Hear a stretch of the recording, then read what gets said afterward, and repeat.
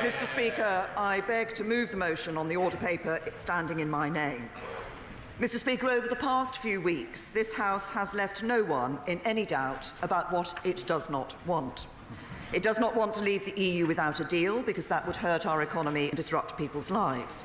It does not want to hold a general election because it would waste time, increase division and solve none of the problems we face. Indeed, this House renewed its confidence in Her Majesty's government a fortnight ago. Neither do I see anything approaching a majority across the House to hold a second referendum. Indeed, the leaders of the so-called People's Vote campaign obviously agree with me because they declined even to table an amendment to put this into effect. But I also accept that this House does not want the deal I put before it in the form that it currently exists.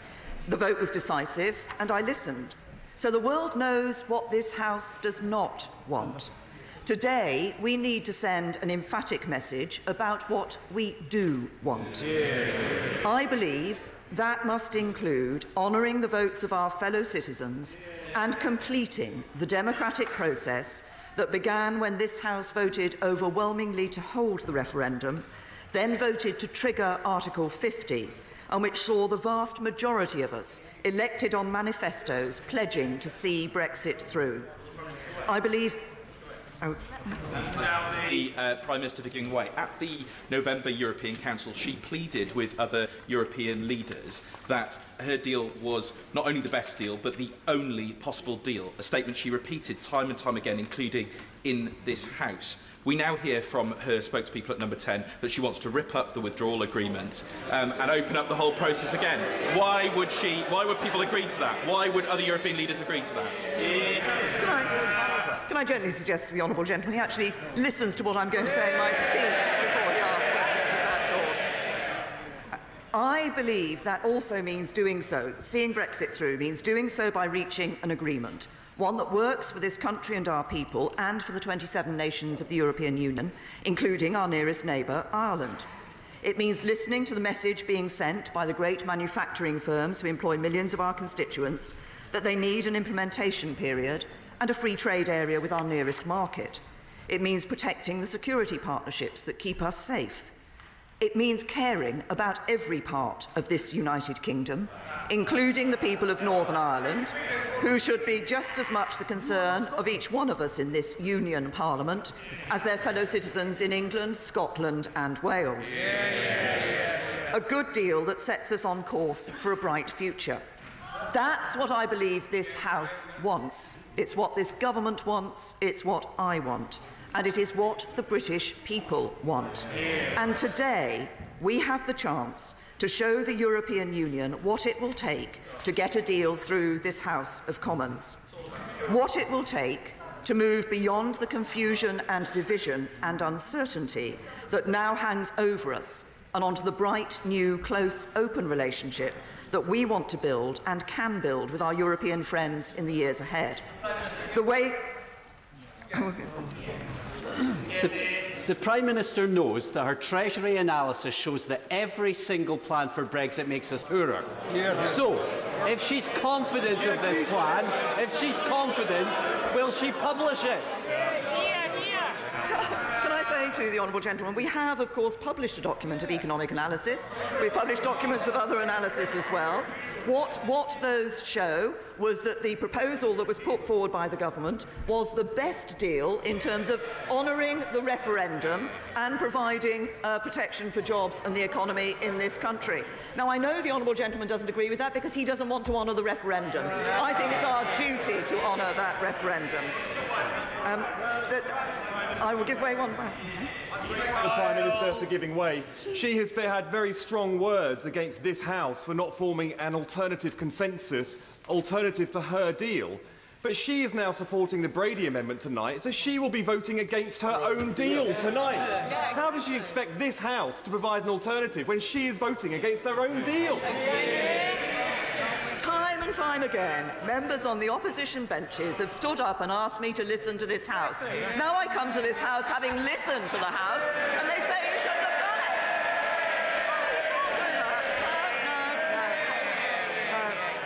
it. So the way to make clear what it will take to move to a situation where we can agree a deal is to reject the amendments that state and restate once again what we do not want, and back instead the amendment that shows what this House needs in order to agree a deal. I give way to my honourable friend. I thank the Prime Minister for giving way. She is absolutely right about honouring the referendum result. Millions of people across the north of England voted in huge numbers to leave the European Union. Many of them went out and re-elected their Labour MPs on a solemn commitment to make good on the referendum. Is it not the case that if any Member of Parliament representing a Northern Leave constituency votes for Amendment B this evening, they will be voting to dishonour the referendum result? Can I say to my honourable friend, I think he makes a very important point. It is up to every member of this House actually to remember the manifesto on which they were elected. Members, 80% of the votes cast at the general election were cast for parties that said they would honour the result of the referendum. And that's what we need to do. And we can honour the result of the referendum by showing tonight what it will take to enable this House to agree a deal on which we can leave the European Union. I give way to the honourable gentleman. For giving way. She now no longer favours the backstop arrangement that she negotiated and instead is in favour of alternative arrangements. Can she set out for the House what those alternative arrangements are? Can I say to the right honourable gentleman, he references alternative arrangements as if this is something that has a phrase that has suddenly come into use. Of course, what we negotiated in the deal, and I'll come on to refer to this later on, does indeed allow for alternative arrangements. I would like to turn to a number. No, I would like to turn to a number. I would like to turn to a number of the amendments, and if I may, first turn to the amendment from my right honourable friend, the member for Meriden. And I appreciate the spirit of my right honourable friend's amendment because I too want to avoid leaving without a deal. And I've heard the concerns and anxieties of businesses and families around the country who worry about what would happen if we left without a deal. And I don't want to put at risk all the hard work that has seen this government deliver record high employment, the joint lowest unemployment in 45 years, and wages growing at their fastest rate in a decade. But my right honourable friend's amendment is missing the other half of the equation. For unless we're to end up with no Brexit at all, the only way to avoid no deal is to agree a deal. That is why I want to go back to Brussels with the clearest possible mandate to secure a deal that this House can support. That means sending the clearest possible message, not about what this House doesn't. That means sending the clearest possible message, not about what this House doesn't want, but what we do want. And Mr. Speaker, I'm just going to make a little more progress. I'm always generous at taking interventions, as the honourable gentleman knows. I know that some members have been concerned that this debate could be the last chance to vote on their desire to avoid a no deal, so I want to reassure the House that it is not. We will bring a revised deal back to this House for a second meaningful vote as soon as we possibly can. Can I say to the honourable gentleman,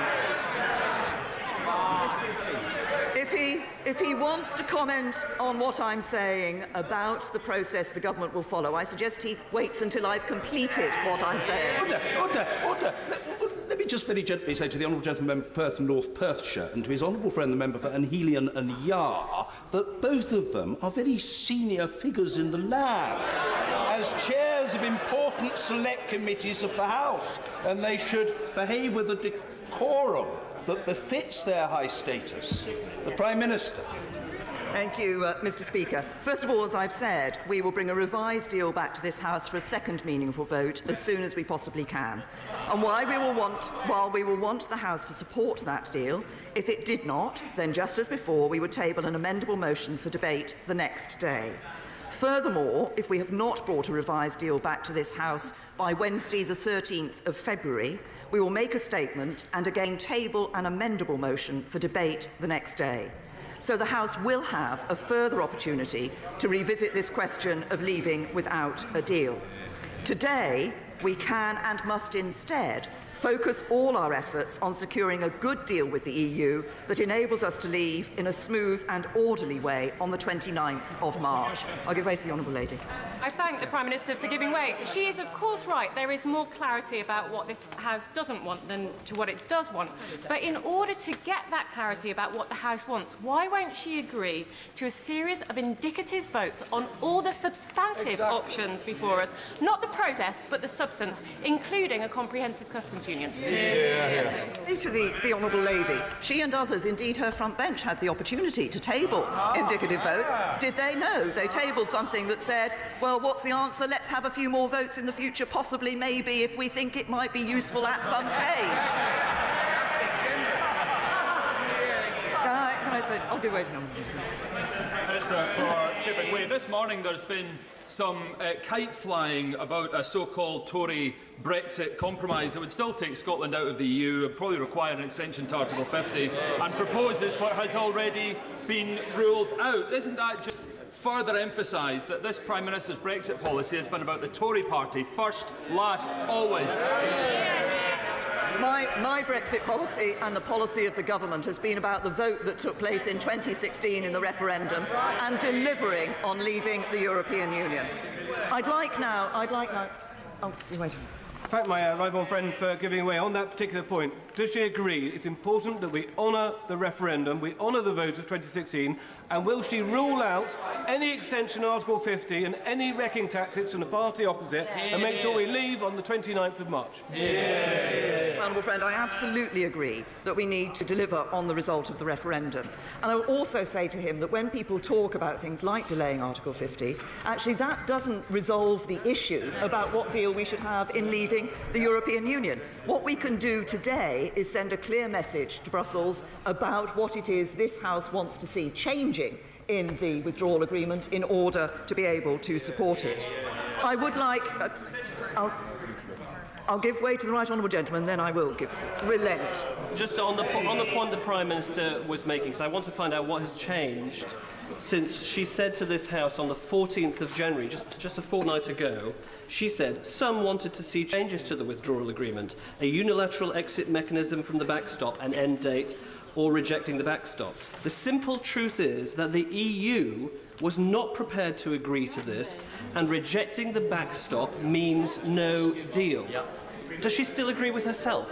Well, can I say to the right honourable gentleman, if he waits, I'm going to come on to talk about this issue around the backstop, because we retain absolutely our commitment to have a way of ensuring that we deliver on the commitment for no hard border between Northern Ireland and Ireland. But he might have noticed that actually we lost a vote, and we've been listening to members across this House.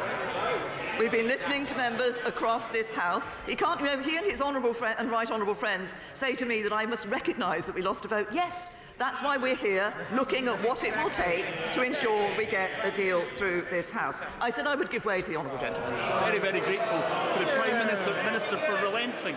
She's just about to rip up her backstop, and we're all just wishing she'd get on with it and just tell this House exactly what she plans to do. That involves an agreement with the... That involves... Hold on a minute. That involves an agreement... Order. No, I know the members on the government benches find the honourable gentleman mildly provocative, but the honourable gentleman must... No, but he's not in an isolated category in that regard, but he must be heard. Pete Wishart. Mr. Speaker, and I'll continue to be mildly provocative if I can by asking this question. This is an agreement with the European Union. Yes. What happens when the European Union say no to her again? Yes.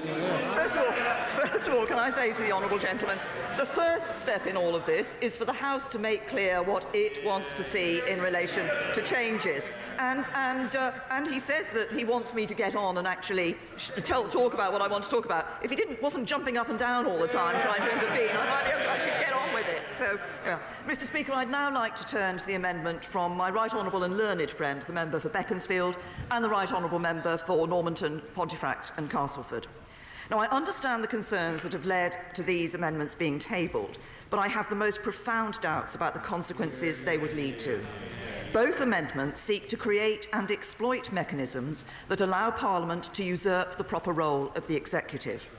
Such actions would be unprecedented and could have far-reaching and long-term implications for the way the United Kingdom is governed and for the balance of powers and responsibilities in our democratic institutions. And I'm sure that as former Ministers of the Crown, both of these right honourable members must know this. So while I do not question their sincerity in trying to avoid a no-deal Brexit, to seek to achieve this through such means is, I believe, deeply misguided and not a responsible course of action. Furthermore, neither amendment actually delivers on the best way of avoiding no deal, which is, as I have said, for this House to approve a deal with the European Union. In the case of my right honourable, just make these points. In the case of my right honourable and learned friend, his amendment would see 6 full days given over to debates and votes on alternative plans, which we could have voted on today. And with just 59 days before we're due to leave the European Union, the way to deliver Brexit and avoid a no deal is to focus all our energies and time on getting a revised deal that both this House and the European Union can agree to support. Thank you, Mr. Speaker. But does the Prime Minister not understand that the reason that we're in this mess is because she chose before to go to negotiate without first commanding the support of a majority of this House? And does she further understand that whether it's the option that's being put forward by her backbenchers or other options, she will need 2 things for that to succeed: time and the opportunity for this House to agree on the negotiating mandate? Those amendments provide time and that opportunity. Why is she opposing them? The honourable gentleman has an opportunity today to agree the, if you like, negotiating mandate for going back to Brussels by supporting the amendment in the name of my honourable friend, the member for Altrincham and Sale. In the case of the right honourable lady... Sorry, I will give way to my own. I'm most grateful to my right honourable friend. She will have seen that the amendment which I've tabled goes solely to process, not to outcome. But isn't it the case that this House has never had a proper opportunity to debate options and to do it in a reasoned way? And what she's asking the House to do again today is to suddenly adopt a measure that the government has signed up to at the last moment and to say that that should be the route that we should take. Surely that illustrates the precise problem that this House has had throughout. And the purpose of my amendment, I make it clear to her, is to give the space to this House to find where the majority lies. And I would commend it to my right honourable and learned friend. First of all, we have the opportunity today. I and others have been listening and talking to members and right honourable members across this House, not the Leader of the Opposition, who didn't want to come and talk to me about these things, but we've been talking and listening to people about the issues that they have raised. I'm going to go on to mention a number of those issues later in my speech, but one of the issues which has been raised consistently by members is about the backstop. We have an opportunity to give a clear message to the European Union on this matter today.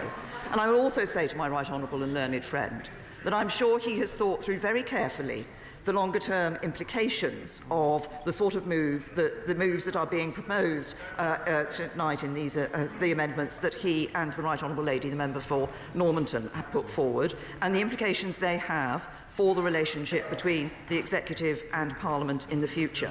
I'd like to come on to the right honourable ladies. I'd like to come... I will give way once more and then to the... Thank you very much. Thank you, Prime Minister. Does the Prime Minister also get the idea that the European Union too want to do a deal with the United Kingdom, that we have a £95 billion deficit with them, that the Germans sell us 850,000 cars every year, we buy 20% of all the Prosecco produced in Italy? Does she agree with me that the European Union wish to carry on trading with the United Kingdom in the way that they currently do? To my right honourable friend, and I'm going to reference this later on, I think there is a willingness on the other side in terms of the European Union to agree a deal with the United Kingdom, but what they clearly said when the meaningful vote was lost, they wanted to know what it was the UK wanted to see happening in relation to the deal. That's an opportunity that we have today. I will give way to the honourable lady and then I'll make some progress. Thank you very much indeed. Thank you very much indeed, Mr. Speaker. I'm very grateful to the Prime Minister to allow me to intervene at this early stage. The Prime Minister is trying to encourage this House to vote for an amendment which uses the words alternative arrangements. to avoid a hard border on the island of Ireland. Forgive me, Prime Minister, if I say that those words are nebulous. They are nebulous. The Prime Minister has a duty to spell out to this House before we vote what those arrangements, alternative arrangements are, and how on earth the other 27 EU member states are expected to agree to this revised arrangement before Brexit date on the 29th of March. To the Honourable Lady, obviously the amendment is standing in the name of my honourable friend, the member for Altrincham and Sale West, and other honourable and right honourable members, does indeed reference the issue of alternative arrangements. That term is actually one which is recognised in the withdrawal agreement and the political declaration in terms of... And if I'm going on, if she will forgive me, I'm going on to reference a number of ways in which a number of options that have been brought forward in relation to that particular term. But no, I'm going to make some progress. I'm going to make some progress. As in the case of the amendment in the name of the Right Honourable Lady, the member for Normanton, Pontefract Castleford, her amendment does not rule out no deal. It simply delays the point of decision. And the policy dilemmas, the choices, the trade-offs that we face as a Parliament will not go away if we postpone exit day. Her amendment offers absolutely no positive suggestions to address them. Furthermore, I believe that the EU are very unlikely to agree to extend Article 50 without a credible plan for how we're going to approve a deal. So whatever the Right Honourable Lady's intention, I think the practical consequences of her amendment would not be to rule out no deal, but to delay Brexit. And that's not a course of action that this House should support. I will, of course, give way to the Right Honourable Lady. If the Prime Minister does not get agreement, either from the EU or from this Parliament, to her next course of action, is she ruling out any extension of Article 50?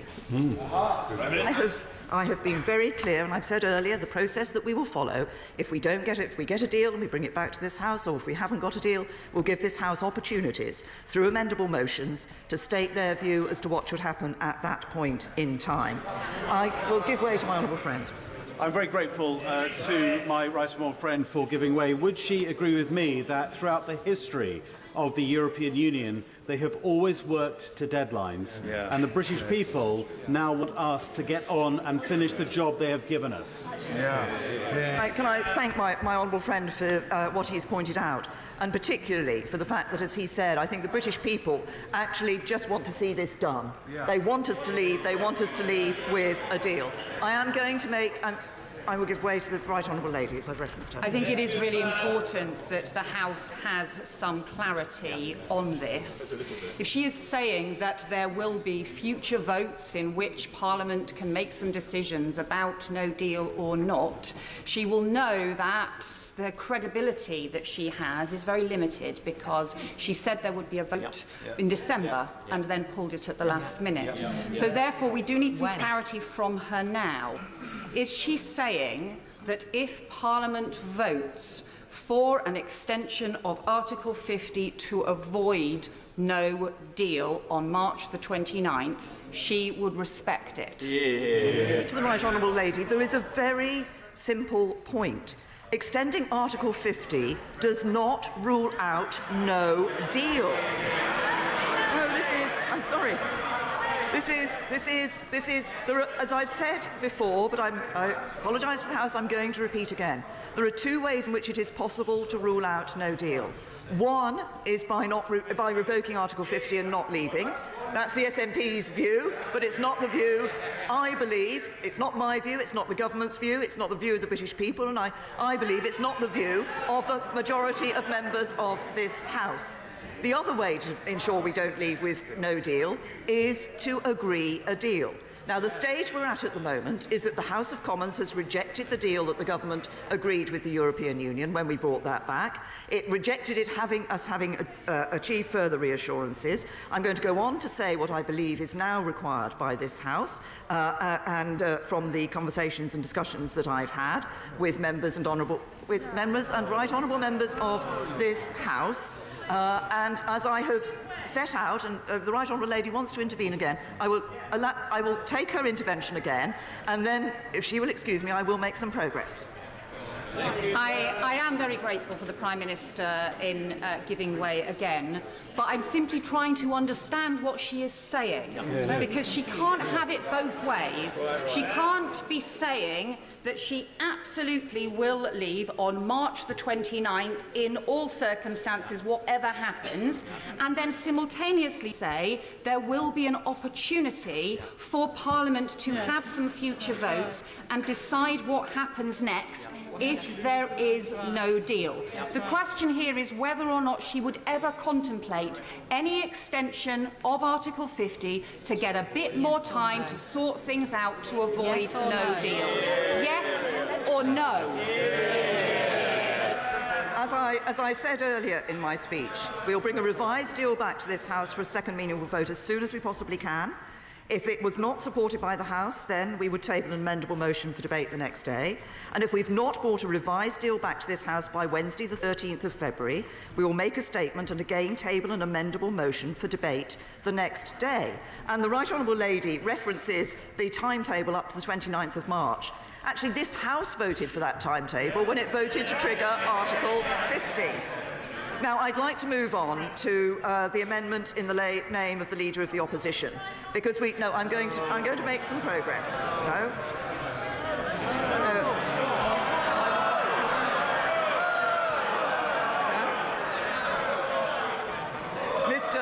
Mr. Speaker, we should not indulge the amendment from the Leader of the Opposition. First, he wanted a comprehensive customs union, then it was a new customs union, now it's a permanent customs union. Now, last week, I asked him whether he means accepting the common external tariff, accepting the common commercial policy, accepting the Union Customs Code, or accepting EU state aid rules. He had no answers then. He has no answers now. He hasn't got a clue. He's still facing both ways. He's still facing both ways on whether Labour would keep freedom of movement. And last night, he whipped his MPs to oppose the bill that would end free movement and introduce a skills-based system. And he's still facing both ways on a second referendum. His amendment calls for legislation for a public vote, but we still don't know whether he would use it or what the question would be. And I know that many Labour voters and MPs and others in the Labour movement are frustrated by the Leader of the Opposition's approach. It's surely time for him to step up to the responsibility of being Leader of the Opposition.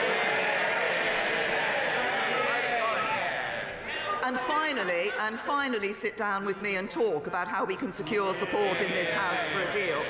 As I said last week, he's been willing to sit down with Hamas, Hezbollah and the IRA without preconditions. It's time he did something in our national interest, not against it. Mr. Speaker, none of the amendments I've addressed so far will ensure that we deliver Brexit. Instead, they simply provide more arguments against action and more reasons to stand still. Rather than setting out a plan to make Brexit work, they create further delay. And delay without a plan is not a solution, it's a road to nowhere. But I'm not prepared. No, I have said to the Honourable Lady that I'm going to make progress. I am not prepared to stand still and put at risk either the Brexit the people of this country voted for or the economic success the people of this country have worked so hard to secure. And after this House gave its verdict on the withdrawal agreement, I stood at this dispatch box and pledged to work with the House to determine what steps to take next. And in the 2 weeks since I have done just that. I've listened. Oh, well, the Labour Party front bench says, no, I haven't done that. Actually, the only people I haven't been able to talk to about this is the Labour Party front bench, because they decide not to come. So I've listened to the House, I've met with MPs from all parties, spoken with and listened to MEPs, heads of the devolved administrations, senior trade unionists and the leaders of Britain's biggest businesses. And from those conversations, it's obvious that 3 key changes are needed. First, we must be more flexible, open and inclusive in how we engage this House in our approach to negotiating our future partnership with the European Union. Second, we must and will embed the strongest possible protections on workers' rights and the environment, and the government will not allow the UK leaving the EU to result in any lowering of standards in relation to employment, environmental protection or health and safety. And furthermore, we will ensure that after exit day, the House has the opportunity to consider any measure approved by EU institutions that strengthens any of these protections. As I've set out before, we will consider legislation where necessary to ensure these commitments are binding. And to this end, we're having further talks with the trade unions and MPs across the House in the coming days to flesh out exactly how we can ensure that their concerns on these fronts are met. And so my message to Britain's workers in factories, offices, warehouses and right across our country is that you can rest assured that the government will deliver for you. I give way to the honourable gentleman. I thank the Prime Minister for giving way. There is a need to give a clear and concise message to the EU and to our nation. The Prime Minister doesn't want a no-deal. The businesses in Slough and in the rest of the country do not want a no-deal. The unions, which she's just mentioned, do not want a no-deal. So what is the problem in putting that down in black and white? Prime Minister. In order to deliver what the honourable gentleman wants and ensure we don't leave with no deal, we need to agree a deal. What we are doing today is looking at a series of amendments, and I'm coming on shortly to an amendment that actually sets out a clear view from this House that we can take to the European Union and work to ensure that we can leave with a deal. And this is the third point that has become clear from these discussions. We must address the concerns of this House over the nature of the Northern Ireland backstop. The fundamental concern is that what is supposed to be a temporary arrangement could in fact become permanent, and the message has been unequivocal that this House wants changes to the backstop before it will back a deal. This message, no, I'm going to explain this position that people have put forward. That message has come from Conservative backbenchers, from opposition members and from our confidence and supply partners in the DUP. That is why I believe it is in all our interests for the House to back the amendment tabled by my honourable friend, the member for Altrincham and Sale West, and the member for South West Wiltshire, and my right honourable friend, the member for Ashford and others. This amendment, I'm going to explain this. This amendment will give the mandate I need to negotiate with Brussels an arrangement that commands a majority in this House.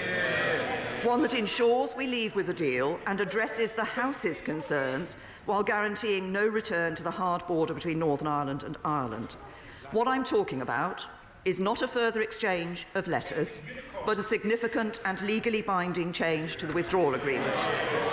Negotiating such a change will not be easy. It will involve reopening the withdrawal agreement, a move for which I know there is limited appetite among our European partners.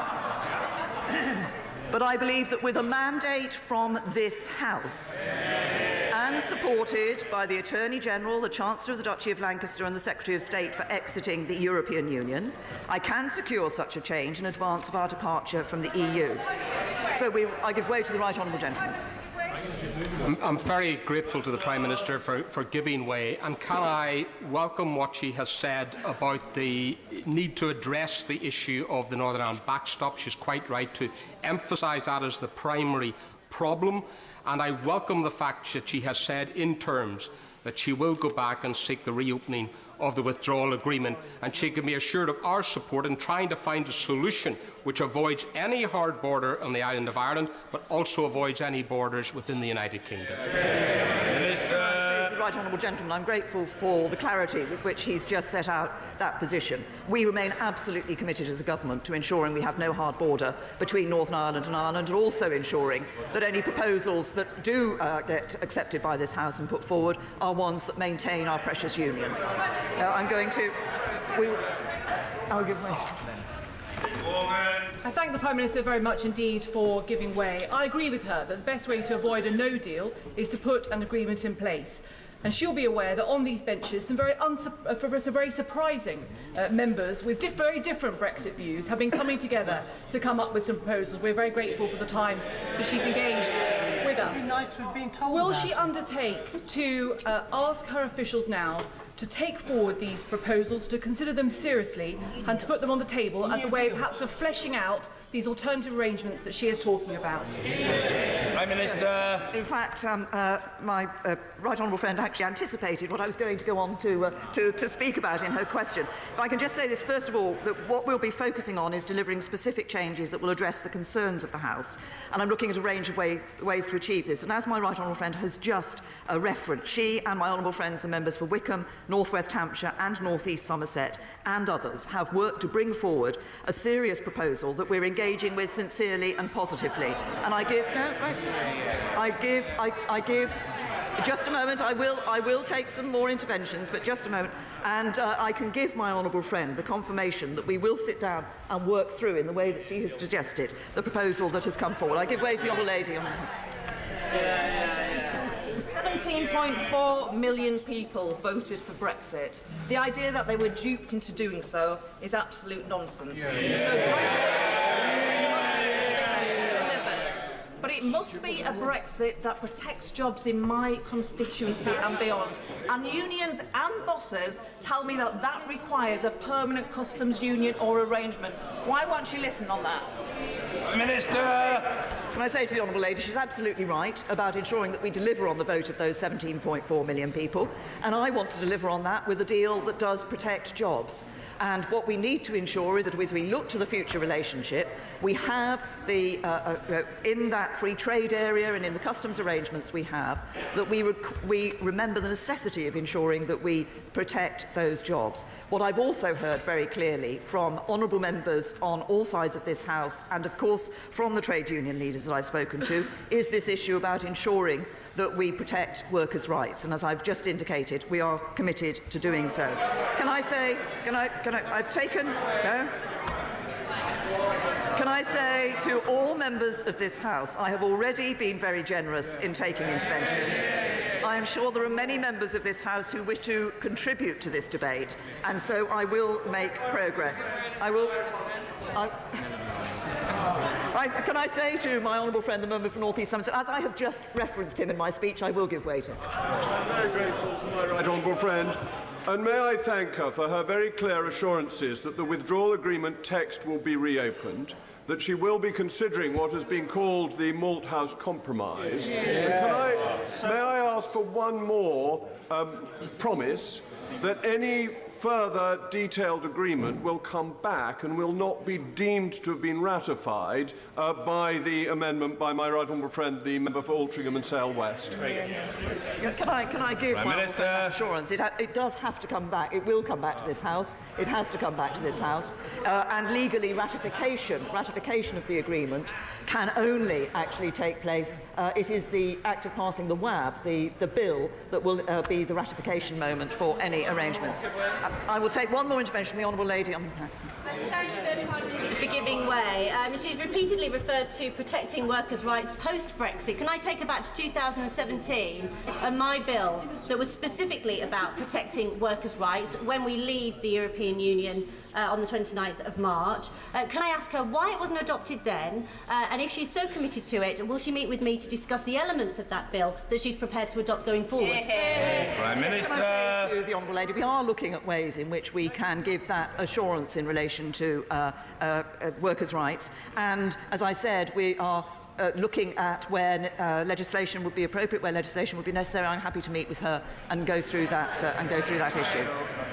Can I say, if I may, I've taken a lot more interventions. I wanted just to reference also, to complete what I was saying to my right honourable friend, the member for Loughborough, that we will indeed engage seriously and positively with the proposals that she has put forward, which were also referenced by my honourable friend, the member for North East Somerset. The amendment that the concept that we see within that, crucially, is this concept of alternative arrangements, which has, as I've already said in this speech, has already been accepted by the EU as a way out of the backstop. And so I commend I commend my honourable friends and right honourable friends for their willingness to find a solution, and I look forward to working with them over the coming days.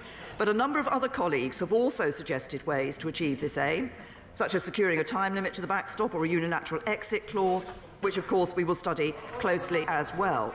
While there are obviously details that need to be worked through, while there are obviously details that need to be worked through, the fact that leading figures from different sides of the argument are coming together to develop proposals shows how much progress has been made over the past few weeks.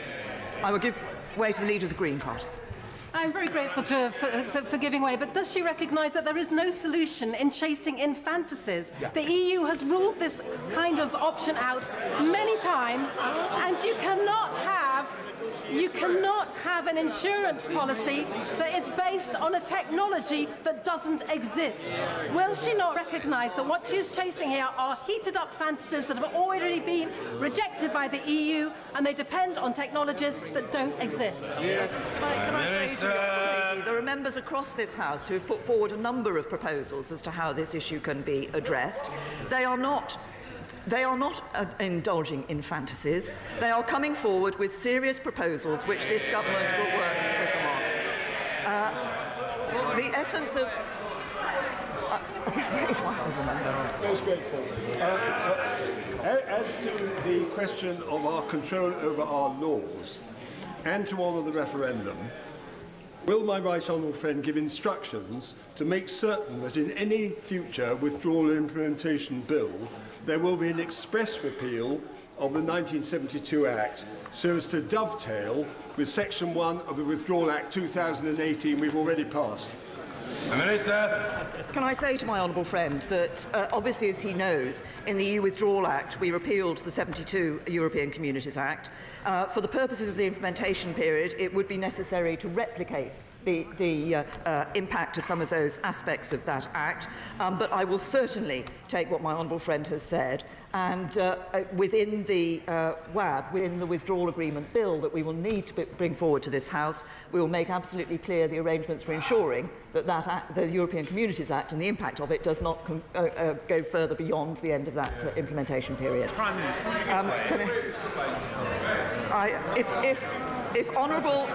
If honourable members will just excuse me for a minute, I will take some more interventions. I will take some more interventions in the future. I will take some more interventions in a little while. But if I can just make the point that the essence of any negotiation is to find a mutually acceptable solution, and that's the spirit in which both sides have consistently approached these negotiations, and that is the spirit in which I will engage with our partners if this amendment passes. And some say that there's no point, I think we're hearing that from some of the interventions from a sedentary position and elsewhere. Some say there's no point even trying to achieve any change, and that the EU simply won't budge under any circumstances. But in the 2 years since this House voted to trigger Article 50, the EU has made concessions in many areas of the negotiations where people said no ground would ever be given. And today, neither side in this negotiation wants to see the UK leave without a deal. The simple fact is that the deal I reached with the EU has been rejected by this House.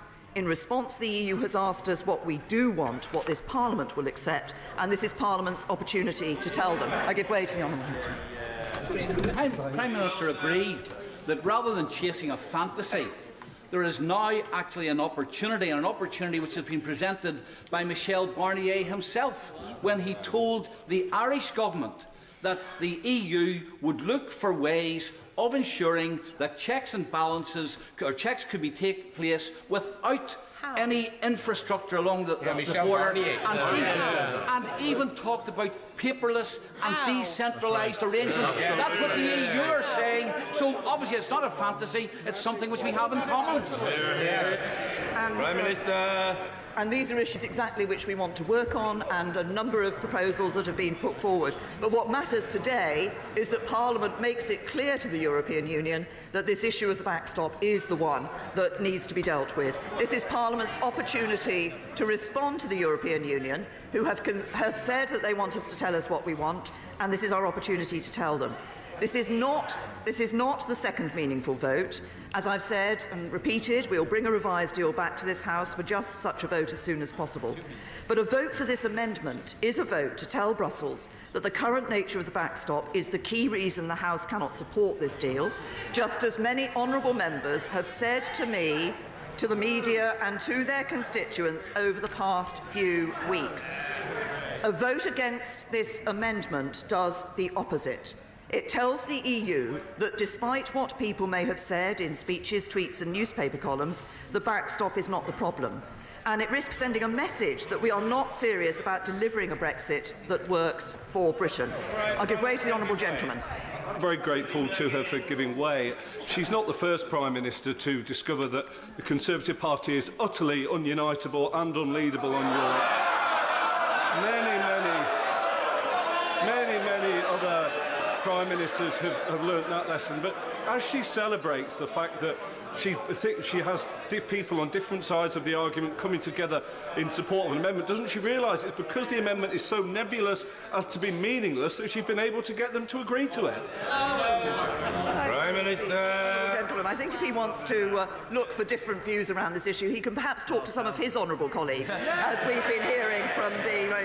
And he might actually try to get the Leader of the Opposition to focus on a detailed proposal for what the Labour Party thinks for the future. No, I'm not going to take... I'm going... Oh, I promised my honourable friend I would give way to him. Thank you, Mr. Speaker. I think on this side of the House we're all looking to try and find a way to get a deal. And I've been very impressed with what the Prime Minister said today. But can she assure the House that we will send the Prime Minister back to Brussels to reopen the withdrawal agreement? But if she comes back and we don't agree with it, we will still have the right to vote against it. Prime Minister. Yes, of course. This House will have the right to decide whether or not it agrees the agreement that's come forward. But can I say I hope my honourable friend, when we do, as I'm sure that we will be able to, bring a revised agreement back to this House, I hope my honourable friend will look at that carefully before he determines where his vote should go. No, I'm conscious the length of time I've been at the dispatch box. Honourable members want to speak. I'm now going to conclude. Mr. Speaker, since the draft withdrawal agreement was published, I've come to the House to discuss it more than half a dozen times. I've been on the front bench for many hours of debate, taking hundreds of questions and interventions from honourable and right honourable members, and I've been listening. I've witnessed division and discord. Can I say to my honourable friend, I had indicated I wasn't going to be taking any more interventions, and I'm just completing my speech. But I'm sure she'll have an opportunity, if she catches the Speaker's eye, to speak later. I've witnessed division and discord, and I've seen passion and anger on all sides. But in the 2 weeks since the House rejected the withdrawal agreement, I've sensed a growing recognition of the task that has been entrusted to us. Members on all sides have begun to focus on what really matters, on delivering the Brexit that Britain voted for while protecting our economy and our people. We can increasingly see where this consensus lies, and I believe that we are within reach of a deal that this House can stand behind. But the days ahead are crucial. When I go back to Brussels to seek the changes this House demands, I need the strongest possible support behind me. Most of the amendments before us do not provide that. They create a cacophony of voices when this House needs to speak as one. I will never stop battling for Britain, but the odds of success become far longer if this House ties one hand behind my back. So I call on the House to give me the mandate I need to deliver a deal this House can support. Do that, and I can work to reopen the withdrawal agreement. Do that, and I can fight for a backstop that honours our commitments to the people of Northern Ireland in a way this House can support. Do that, and we can leave the EU with a deal that honours the result of the referendum. So the time has come for words to be matched by deeds. If you want to tell Brussels what this House will accept, you have to vote for it. If you want to leave with a deal, you have to vote for it. If you want Brexit, you have to vote for Brexit.